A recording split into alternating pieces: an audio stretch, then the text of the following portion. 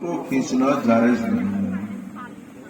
ہاں، عالم کی باتیں، ان کی نصیحتیں، رسول اللہ کی حدیثیں کوئی بیان کرتا ہے تو اس کو ریکارڈ کر لینا چاہیے، یہ اچھی بات ہے۔ بغیر فوٹو کے ریکارڈ کر لیں اور اس کو سنیں، اپنے بال بچوں کو سنائیں، یعنی آڈیو بنا سکتے ہیں، ویڈیو نہیں۔ حضور، یہ محفل سرکار میں لوگ شرکت کرتے ہیں اور بغیر ٹوپی کے لوگ چلے آتے ہیں، بیٹھ جاتے ہیں، یا اسٹیج پر ہمارے کچھ علماء ایسے ہیں کہ وہ کیا ہے کھائے رہتے ہیں، لوگ کھاتے رہتے ہیں۔ حضور، اس کا حکم کیا ہے؟ ذکر رسول کی محفل ہو تو اس کے کچھ آداب سنیں، ہو سکے تو باوضو اس مجلس میں۔ یہ فرض یا واجب نہیں، لیکن اچھا ہے، مستحب ہے۔ لیکن سب آ نہیں سکتے اور آئیں گے بھی تو دیر تک بیٹھنا ہوتا ہے تو وضو برقرار نہیں رہے گا، لیکن آئے تو وضو کر کے آئیں، یہ زیادہ اچھا ہے۔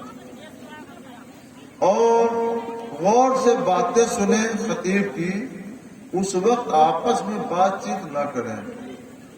جس وقت ذکر رسول ہو رہا ہو، چاہے نعت شریف میں یا تقریر میں، تو اس وقت آپس میں بات چیت نہیں کرنا چاہیے، بلکہ پورے طور پر متوجہ ہو کر خطیب کی باتوں کو سننا چاہیے۔ لوگ نعرے لگاتے ہیں، ہم چلے تو چلتے، میں نے سب کو منع کر دیا کوئی نعرہ مت لگائے، کیونکہ ایک خطیب ذکر الہی کر رہا ہے، ذکر رسول کر رہا ہے، اور ایسے میں جب بلند آواز سے نعرہ لگایا جائے گا تو اس ذکر الہی میں خلل ہوگا، لوگ صحیح تو سن نہیں سکیں گے۔ تو یہ منع ہے، بلکہ ناجائز ہے، لہذا اس سے بھی بچا جائے۔ یہ دو باتیں ہو گئیں۔ ٹوپی کی جہاں تک بات ہے، اگر اللہ نے آپ کو ٹوپی دیا ہے، آپ کے پاس ٹوپی ہے، تو یہ ادب کا مقام ہے۔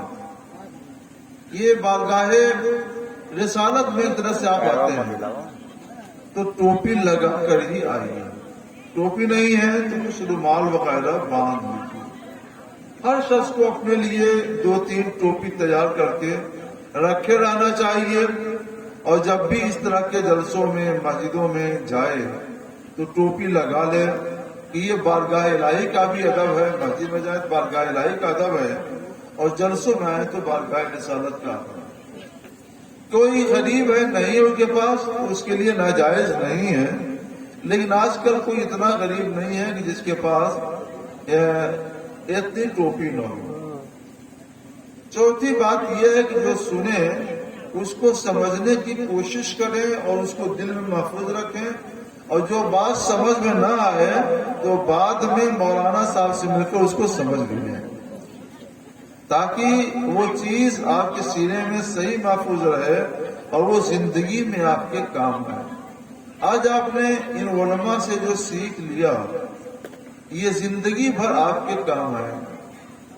حدیث پاک میں ہے، سرکار علیہ الصلوۃ والسلام نے فرمایا، بہم تمترون و بہم ترزقون، علماء کی برکت سے ہی تمہارے اوپر آسمان سے پانی برستا ہے، اور علماء کی برکت سے ہی تمہیں روزی عطا کی جاتی ہے۔ یہ دیکھنے میں کچھ نہیں ہے، جیسے آپ ہیں ویسے ہم بھی ہیں، لیکن ان کے سینوں میں قرآن ہے، حدیث رسول اللہ ہے، شریعت ہے، ان کا مقام بہت اونچا اللہ کی بارگاہ میں، تو ان کا ادب کرو، ان کا احترام کیجیے، ان کی محبت اپنے سینے میں بسائیے۔ یہ کئی چیزیں ہوئی، علماء کا ادب سینے میں بسائیے، ان کا ادب اور احترام کیجیے، ان کی بارگاہ میں حاضری ہو، ٹوپی لگا کر آئیے، باوضو آئیں تو زیادہ اچھا ہے، تقریر ہو رہی ہو تو نعرہ نہ لگائیں، اس سے بچیں۔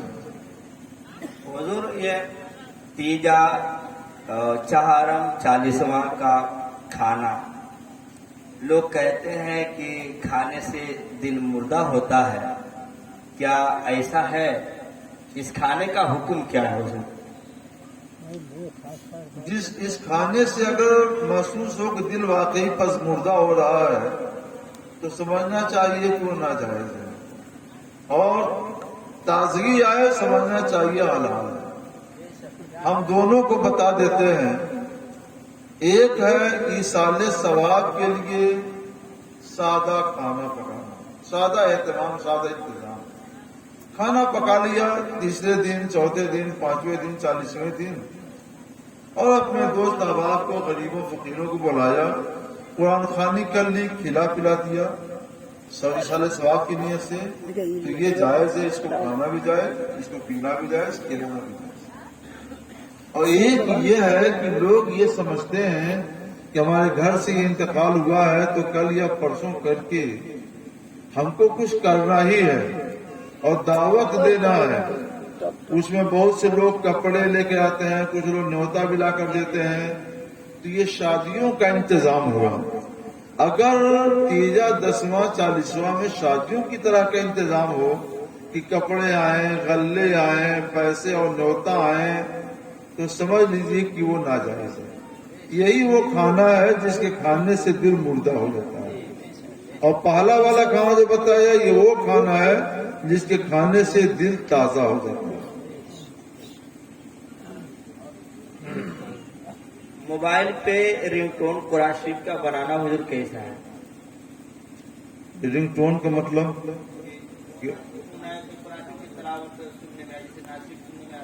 ہاں ٹھیک ہے، قرآن پاک کا رنگ ٹون رکھ سکتے ہیں، پوری آیت ہو اور نیت یہ ہو کہ اسی بہانے ہمارے کانوں میں قرآن پاک کی آواز آتی رہے گی۔ نیت پر سارا دار و مدار، انما الاعمال بالنیات، نیت پر اعمال کا دار و مدار ہے۔ اگر اس کو آپ نے گھنٹی کی شکل دے دی کہ گھنٹی آتی رہے گی، تو قرآن کو گھنٹی کا درجہ دینا یہ بجا نہیں ہے، یہ ناجائز ہو سکتا ہے۔ اور اس لیے اس نیت سے آپ نے وہ رنگ ٹون رکھا قرآن پاک کا، نعت رسول اللہ کا صلی اللہ علیہ وسلم، کہ اسی ذریعے سے ہم کو گاہے بگاہے تلاوت قرآن پاک بھی سننے کو ملے گی، ذکر رسول سننے کو ملے گا، نعت رسول پاک سنیں گے، دل میں برکت ہوگی، دماغ کو تازگی ملے گی، تو یہ جائز ہے اور یہ صحیح اور درست ہے۔ جیسی نیت ہوگی ویسی وقت ہوگی۔ حضور یہ موبائل میں یہ قرآن شریف کی آیت جیسے سنائے تو اسی تلاوت بجنے لگے، تلاوت کی آواز آنے لگے، تو کیا ایسے موبائل کو لے کر کے لاٹری میں جانا جائز ہے؟ لیٹرین یعنی بیت الخلا، پیشاب پاخانے کا جو گھر بنا ہے، اس میں وہ موبائل نہیں لے کر جانا چاہیے کہ فون آ جائے تو قرآن پاک کی تلاوت شروع ہو جائے، یا فون آ جائے تو نعت رسول پاک شروع ہو جائے، یا فون آ جائے تو درود شریف شروع ہو جائے۔ پاخانے میں، استنجا خانے میں ذکر رسول، ذکر الہی، تلاوت قرآن پاک یہ ممنوع اور ناجائز وقت ہے۔ لیکن اگر آپ باہر ہیں، آپ سمجھتے ہیں کہ ہم باہر رکھ دیں گے تو غائب ہو سکتا ہے، تو ساتھ میں لے جائیں، مگر اس کو پہلے آف کر لیں، آف کر لیں، پھر اس کو اپنے ساتھ لے جائیں، اب کوئی بات نہیں ہے۔ آف کر کے لے جانا جائز، اور بغیر آف کے لے جانا یہ ناجائز ہو سکتا ہے، اس سے بچنا جائے۔ جی، یہ حضور مسجد پہلے سے چھوٹی تھی، ایک بعد میں اسے بڑھا کے تعمیر کیا گیا، بڑھانے میں کچھ دیوار پرانی ابھی باقی ہے، تو کیا اس میں نماز جائز ہے کہ نہیں؟ صرف لکھنے کے مطابق یہ حضور سوال یہ بن رہا ہے کہ مسجد پہلے سے رہی پرانی، اس کو پھر نیا جب نہیں بنائی گئی تو کچھ دیوار ابھی پرانی والی باقی ہی ہے، یہ بات نہیں کیا ہے کہ جانب کی دیوار تو کہہ رہے ہیں کہ جو دیوار ابھی پرانی باقی ہے تو کیا اس میں نماز جائز ہے؟ یہ سوال سمجھ میں نہیں آیا جو لکھے ہیں. ٹھیک ہے، دیکھیے مسجد اس جگہ کا نام ہے، اس زمین کا نام ہے جو نماز اور عبادت کے لیے خاص کی گئی ہے. وہ دیوار تو ابھی ہے نا، دیوار نہ بھی ہوتی تو بھی وہ زمین وہ جگہ مسجد ہے جو پرانی والی ہے. وہاں نماز جائز وہ صحیح ہے، اور وہاں نماز پڑھی جائے، وہاں نماز کا وہی ثواب ہے جو مسجد میں نماز کا ثواب ہے. اور حضور یہ ہے پرانی مسجد کے اوپر بھی دوتلا مسجد تعمیر ہو، منزلہ مسجد تعمیر ہو چکی ہے، تو نیچے نماز جائز ہے کہ نہیں؟ اور پہلے سے نماز نیچے پنجگانہ نماز پابندی کے ساتھ ادا کی جاتی ہے. یہ پوچھنے کا مطلب یہ ہے. ٹھیک ہے، چھت بنا لیا ہے تو چھت پر بھی نماز جائز ہے، اور زمین پر نیچے والی منزل میں بھی نماز جائز ہے. لیکن اس کو آپ سمجھ لیں کہ اصل مسجد نیچے والی ہے، کیونکہ علماء نے جو لکھا ہے وہ یہ کہ نماز مسجد وہ زمین ہے جو عبادت کے لیے خاص کی گئی.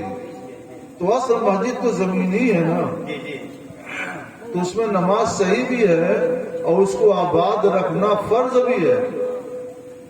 انما قرآن پاک میں انما یعمر مساجد اللہ من آمن باللہ والیوم الآخر، اللہ کی مسجدیں وہی آباد کرتے ہیں جو اللہ اور قیامت کے دن پر ایمان رکھتے ہیں. اصل مسجد وہی تو زمین ہے، تو اس کو آباد کرنا فرض ہے. وہاں ضرور نماز پڑھیں، یہ بھر جائے تو وہ بڑی نماز پڑھ لیں، 2 منزلوں 3 منزلوں سب پر نماز پڑھ سکتے ہیں. جی، مسجد کے ارد گرد مسجد سے اونچی عمارت بنانا کیسا ہے؟ یہ نہیں چاہیے. آس پاس میں مسجد سے اونچی عمارت کی مسجد چھپ جائے پتہ نہ چلے، یہ چاہیے نہیں. مجلس وجوہوں سے علماء نے اجازت دی کہ مسجدیں اچھی بنائی جائیں اور مسجدوں میں مینار ضرور رکھیں، کہ مینار رہیں گے تو کوئی کتنا بھی اونچا مکان بنائے گا مینار سے تو اونچا نہیں ہوگا نا. تو مینار بتا دے گا کہ یہاں مسجد ہے، لوگ وہاں پہنچ جائیں گے. کسی سنی مسجد و مدرسہ چلانے کے لیے مختلف مکتب فکر کے لوگوں سے تنخواہ و چندہ لینا درست ہے کہ نہیں؟ مدرسہ چلانا ہو یا مسجد کا انتظام کرنا ہو تو اہل سنت و جماعت کو اپنے ہی ہم مسلک لوگوں سے چندہ لینا چاہیے، دوسروں سے نہ لیا جائے. آپ اپنا سینہ کشادہ رکھیں، دل کو غنی رکھیں تو اللہ برکت دے گا، اور اسی سے آپ کے مدرسے کا بھی انتظام ہوگا اور مسجد کا بھی انتظام ہوگا. تجربہ یہ ہے کہ غیروں سے دوسروں سے لوگوں نے، دوسرے مذہب والوں سے لوگوں نے چندہ لیا تو کسی کے پاس دولت کچھ زیادہ ہے، اس نے کچھ زیادہ دے دیا اور دھیرے دھیرے ٹرسٹی ممبر رکن بن گیا کمیٹی کا. اور پھر ایک زمانہ آیا 20-25 سال کے بعد وہ اپنے آدمی کو بڑھاتا رہا اور مسجد ان کے قبضے میں چلی گئی. محنت آپ نے کی، زمین آپ نے دی، آپ نے وقف کیا، آپ بے دخل کر دیے گئے اور وہ انہوں نے دخل کر دیا. تو ایسا نہ کیا جائے، یہ ناجائز ہے.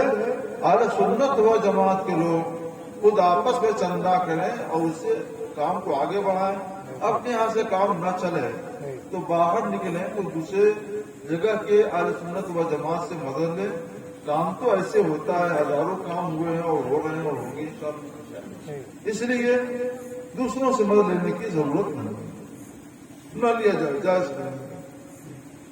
حضور یہ ہے کہ موبائل میں قرآن کے سورہ یا آیت میسج کے روپ میں آئے تو ڈیلیٹ کرنا کیسا ہے؟ جہاں تک ہو سکے اس کو محفوظ رکھیں، اس کو دیکھیں، اس کو پڑھیں، ڈیلیٹ نہ کریں. لیکن کبھی کبھی موبائل کی میموری بھر جاتی ہے اور ڈیلیٹ نہ کریں تو پھر موبائل کی میموری کام نہیں کرتی، موبائل کام نہیں کرتا، تو ایسی مجبوری کی صورت میں ڈیلیٹ کرنا چاہیے. ایک چیز ہم آپ لوگوں کو بتلا دیں کہ قرآن پاک کو مٹا دینا منع ہے، کل یہ ڈیلیٹ کرنا منع ہے، مگر کہاں سے؟ سینے سے قرآن پاک یاد کر لیا، سینے میں محفوظ کر لیا، اب تلاوت نہیں کرتا ہے یہاں تک کہ سینے سے ڈیلیٹ ہو گیا۔ تو تلاوت نہ کرنے کی وجہ سے سینے سے ڈیلیٹ کر دینا یہ منع ہے، اور اس کے اوپر وعید بھی آئی ہے، قیامت دن وہ اندھا اٹھایا جائے گا اور اسے لوگ پہچان جائیں گے کہ اس نے یاد تو کیا تھا مگر دوبارہ پڑھا نہیں، دوڑ نہیں کیا، تلاوت نہیں کی، اس لیے ایسا ہو گیا۔ موبائل سے ڈیلیٹ کرنے کے بارے میں کوئی حدیث نہیں۔ سینے کا جو میموری ہے، سینے کی میموری سے ڈیلیٹ کرنا تلاوت نہ کرنے کی وجہ سے یہ مانا، یہ گناہ۔ موبائل کے میموری سے اگر آپ نے ڈیلیٹ کر دیا تو کوئی بات نہیں، وہ بھی بلا وجہ نہیں ڈیلیٹ کرنا چاہیے، جہاں تک ہو سکے محفوظ رکھ کے پڑھیں۔ گاؤں میں رہنے کے بعد بھی اختلاف کی وجہ سے مدرسے میں جمعہ کی نماز ہوگی کہ نہیں؟ اختلاف کی وجہ سے اختلاف ہو یا اختلاف نہ ہو، جہاں جمعے کی نماز صحیح ہے وہاں دو جگہوں پر بھی جمعے کی نماز ہو سکتی ہے۔ اور اختلاف ہو، جانتے ہیں کچھ لوگ کہ ہم مسجد میں جائیں گے تو جھگڑا ہوگا، انتشار پیدا ہوگا، تو وہاں کے علماء کو چاہیے، یا وہاں علماء نہ ہو تو دوسرے قریب کے علماء کو چاہیے کہ وہ آئیں اور گاؤں کے لوگوں کو سمجھا کر ایک کریں۔ جب تک ایک نہیں ہو رہے ہیں تب تک ایسا ہو سکتا ہے کہ مسجد میں جمعے کی نماز پڑھ لیں، یہ جائز ہے۔ مدرسے کی بتائیں گے، مسجد میں الگ، مدرسے میں الگ۔ مسجد کی دیوار سے سٹا کر کے اپنی دیوار چلانا کیسا ہو؟ اگر اپنی زمین مسجد کی دیوار تک ہے تو سٹا کر بنا سکتے ہیں، اپنی ہی دیوار پر اپنی چھت رکھیں، مسجد کی دیوار کو استعمال میں نہ لیں۔ لیکن اللہ تعالیٰ نے زمین دی ہے، وسعت ہے، کشادگی ہے، تو ایک آدھ ہاتھ چھوڑ دینا چاہیے تاکہ مسجد کو روشنی ملے، ہوا ملے۔ جب تک مسجد والوں کو روشنی ملے گی، ہوا ملے گی، تب تک آپ کو ثواب ملتا رہے گا۔ وہ چھوڑ دینا صدقہ جاریہ ہوگا۔ نمازیوں کو ہوا ملے گی، دل ٹھنڈا ہوگا، خوش ہوں گے، ثواب ملے گا۔ روشنی ملے گی، دل خوش ہوگا، ثواب ملے گا۔ یہ صدقہ جاریہ آپ کو ہمیشہ ملتا رہے گا، زندگی میں بھی اور مرنے کے بعد بھی۔ اس لیے چھوڑ دینا چاہیے۔ لیکن اگر کوئی اپنی پوری زمین پر قبضہ کرتا ہے تو یہ ناجائز نہیں ہے، اس کی بھی اجازت ہے۔ حضور، ایک عام سی وبا پھیلی ہوئی ہے کہ مقتدی امام کو گالی بھی دیتا ہے، برائی کرتا ہے، غیبت کرتا ہے، پھر اس کے پیچھے نماز بھی پڑھتا ہے، تو کیا ایسے مقتدی کی نماز اس امام کے پیچھے ہوگی یا نہیں ہوگی؟ فیض پائے گا کہ بے فیض رہے گا؟ آج کل غیبت، بدگوئی، چغل خوری بہت عام ہو چکی ہے۔ پہلے عورتوں میں یہ لت پائی جاتی تھی اور اب ان سے سرایت کر کے مردوں میں بھی یہ لت آ گئی ہے۔ یہ ہماری محرومی ہے کہ ہمارے لوگ اپنے علماء کی، اپنے اماموں کی بدگوئی بھی کرتے ہیں، نماز بھی پڑھتے ہیں۔ ورنہ یہ چاہیے کہ بدگوئی سے بچیں، یہ بہت بڑا گناہ ہے۔ صحابہ نے پوچھا، یا رسول اللہ، جس کی غیبت کر رہے ہیں اگر اس کے اندر واقعی وہ عیب ہے تب؟ تو حضور نے فرمایا تبھی تو غیبت ہے، تبھی تو غیبت ہے کہ اس کے اندر عیب ہے جس کو تم بیان کر رہے ہو، یہی تو غیبت ہے۔ اگر اس کے اندر عیب نہ ہو اور بیان کرو تو جھوٹ ہے، وہ جھوٹ ہے۔ غیبت یہی ہے، یہ حرام ہے اور گناہ کبیرہ ہے، غیبت نہیں کرنا چاہیے۔ نماز تو ہو جائے گا۔ ایک حدیث میں ہے، صحیح بخاری شریف کی حدیث ہے اور صحیح مسلم شریف متفق علیہ حدیث ہے کہ حضور صلی اللہ علیہ وسلم ایک قبرستان کے پاس سے گزر رہے تھے تو فرمایا جو نئی قبریں بنی ہوئی تھی، فرمایا ان 2 قبر والوں پر عذاب ہو رہا ہے، اور پھر فرمایا ان کے اوپر جو عذاب ہو رہا ہے کسی ایسی وجہ سے عذاب نہیں ہو رہا ہے جس سے بچنا دشوار ہو، مشکل ہو۔ اب لوگ کان کھڑے کر لیے، سننے لگے کیا بات ہے وہ؟ فرمایا حضور نے ایک پیشاب کے چینٹوں سے نہیں بچتا تھا، بے احتیاطی سے پیشاب کرتا تھا اور چینٹیں اڑ کر کے پاس آتی تھی، اس لیے اس کے اوپر جہنم کا عذاب ہو رہا ہے۔ اور دوسرا بدگوئی کرتا تھا، غیبت کرتا تھا، چغلی کھاتا تھا، اس لیے اس کے اوپر عذاب ہو رہا ہے۔ تو چغلی کھانا، بدگوئی کرنا یہ بھی عذاب کا سبب ہے، اور پیشاب کے چینٹوں سے نہ بچنا یہ بھی عذاب کا سبب ہے۔ تو جو مقتدی بدگوئی کرتا ہے، امام کی وہ غلط کرتا ہے، گناہگار ہوتا ہے، جہنم میں جانے کا کام کرتا ہے، اس کا فیصلہ قیامت دن ہوگا، قبر میں بھی ہوگا۔ سرکار نے تو قبر ہی میں بتایا، قبر میں بھی ہوگا، نماز میں جائے گا۔ دینی مدارس سے ذاتی اختلاف، دینی مدارس میں ذاتی اختلاف سے بچنے کے لیے علماء و اراکین کون کون سی تدبیریں اپنائیں؟ لوگوں کو اللہ کا ڈر بتائیں کہ لوگ اللہ سے ڈریں اور گناہ سے بچیں، اس سے بہتر کوئی حل نہیں۔ جب خوف خدا سینے میں پیدا ہو جائے گا تو لوگ خود بخود گناہوں سے بچ جائیں گے، جھوٹ سے بچ جائیں گے، اختلاف دور ہو جائے گا۔ حضور مسجد میں انورٹر لگا ہوا ہے تو کیا اس کی روشنی، چاہے اس کے ذریعہ بلب مدرسے میں جلانا، چاہے پنکھا چلانا جائز ہے؟ مسجد کا انورٹر ہے، مسجد کا انورٹر ہے تاکہ مسجد کو، نمازیوں کو اس سے روشنی ملے، مسجد کا کام چلے، تو مسجد ہی میں استعمال کرنا واجب ہے، اور مسجد کے علاوہ مدرسہ یا کسی اور جگہ پر اس کا استعمال جائز نہیں۔ اگر کہیں استعمال ہوتا ہے تو پہلے استعمال کرنے والے مدرس سے مثلا پوچھ لیا جائے آپ کو استعمال کرتے ہیں۔ اگر ایسا ہو کہ انورٹر جس نے دیا ہے چندے میں، اس نے مسجد مدرسہ دونوں کے لیے مشترکہ طور پر دے دیا، تب تو کوئی بات نہیں۔ اور اگر اس نے مسجد ہی کے لیے دیا ہے تو مدرسے والوں کو اس کا استعمال کرنا ناجائز و گناہ ہے، اس کی تحقیق کر لینا چاہیے اور جانچ کے بعد تو فیصلہ سنانا چاہیے۔ حضرت یہ جو مسجد رہتی ہے دارالعلوم میں، تو مسجد میں آدمی کو ٹوٹی لگوایا رہتا ہے وضو کرنے کے لیے، تو جمعہ کے دن مدرسے کے بچے اسے نہانے لگتے ہیں یا کپڑا دھلنے لگتے ہیں، تو کیا ان بچوں کا اسے کپڑا دھلنا یا نہانا جائز ہے؟ وہ تو وضو اور غسل کے لیے ہے، تو جو بھی نماز پڑھتا ہے اور وہاں نماز پڑھنا چاہتا ہے تو وہ اس ٹوٹی کو استعمال کر سکتا ہے۔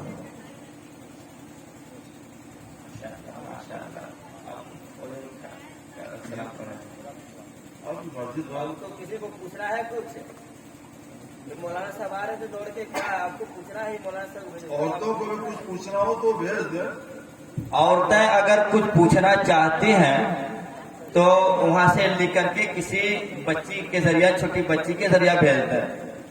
حضور یہ عورتیں نماز پڑھتی ہیں تو ان کا جو دوپٹہ ہوتا، اگر وہ اتنا باریک ہو کہ ان کا بال یا ان کے بال کی سیاہی نظر آتی ہو تو کیا نماز ہو جائے گی؟ نہیں، نماز نہیں ہوگی۔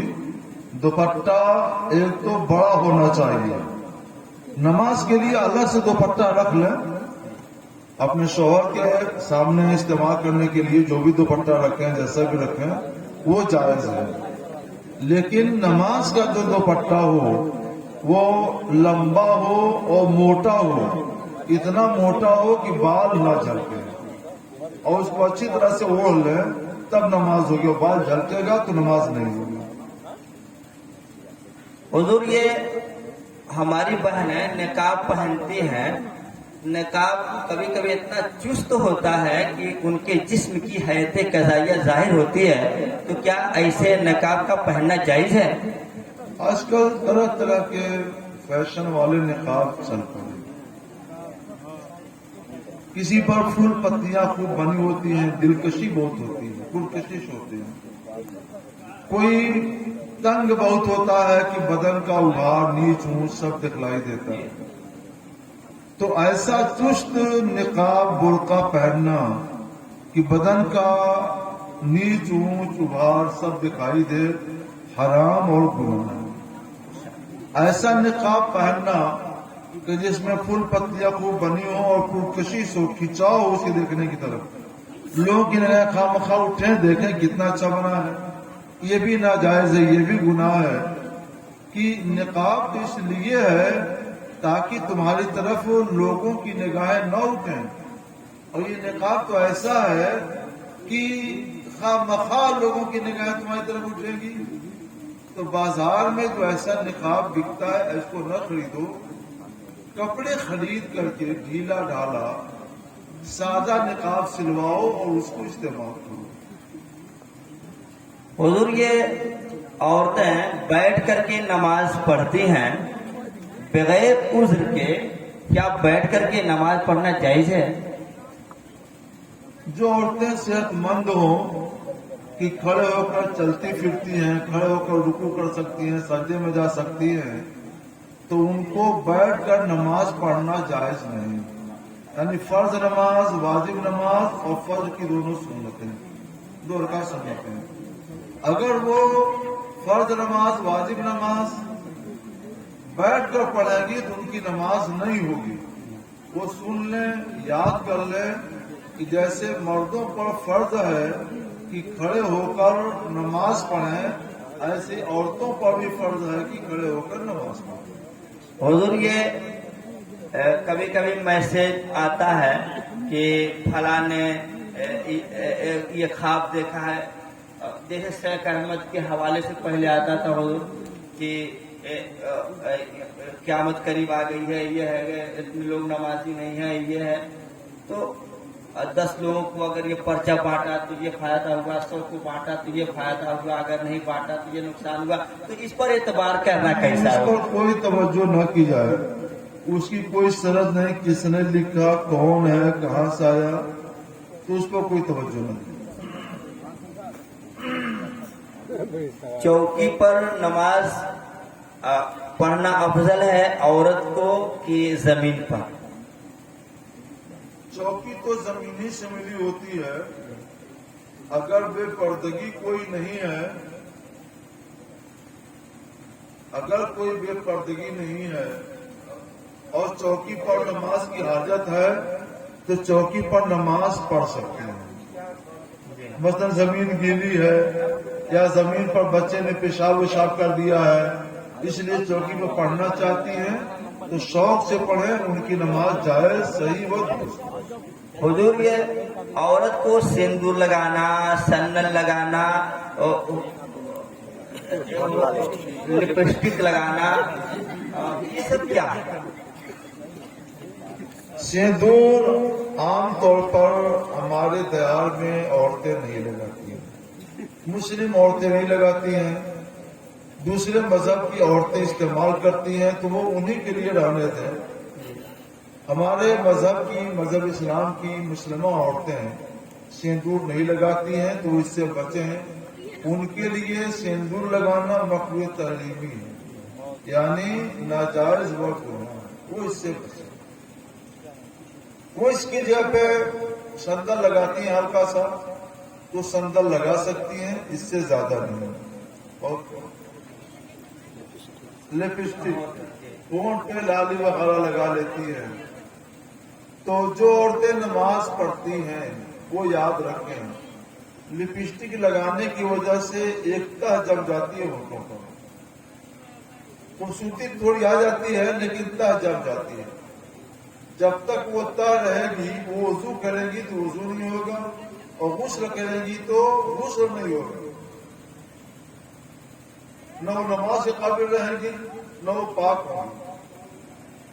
इसलिए वो ऐसी कोई चीज इस्तेमाल ना करें, या अगर किसी वजह से इस्तेमाल कर लिया तो उसको नमाज से पहले अच्छी तरह छोड़ा दे कि होठ पे न रह जाए। यही हुक्म नाखून पॉलिश का भी है कि नाखून पॉलिश पर भी जम जाती है। नाखून पॉलिश के लिए तो आसानी है, एक मेहंदी लगा लें, उसका कलर देर तक रहता भी है और वुजू और गुस्ल पर कोई असर भी नहीं है। हुजूर, एक मस्जिद है, मस्जिद में एक चटाई है, वो चटाई बुसीदा हो गई, अब काम की नहीं रह गई, तो उस चटाई को क्या करें? जला दें कि दफन कर दें, क्या करें? अगर उस चटाई का कुछ दाम हो, वो जो चटाइयां ऐसी होती हैं लोग उसको हटा देते हैं, हालांकि वो इस्तेमाल के काबिल होती है, तो उसको किसी मुसलमान के हाथ से बेच देना चाहिए और उसे बताना चाहिए कि उसको तुम अदब की जगह पर इस्तेमाल करो, मुनासिब दाम पर लेकर के उसको बेच दो। हुजूर, अगर कोई आदमी किसी से मुरीद हुआ, किसी पीर से, लेकिन मुरीद होने वाले को पीर की कैफियत नहीं मालूम, उसके बारे में कोई तहकीक नहीं है, तो क्या दूसरे से वो मुरीद हो सकता है?